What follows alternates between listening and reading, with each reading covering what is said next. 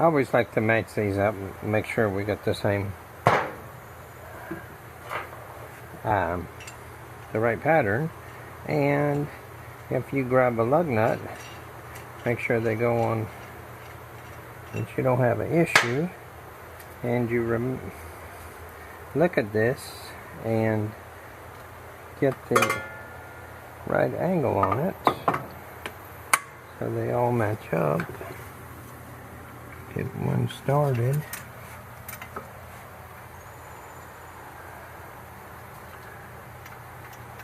Now we start them by hand. Make sure you got them lined up. And that's why we look at, you can see the pattern there. Make sure that you got the new pattern on. Make sure you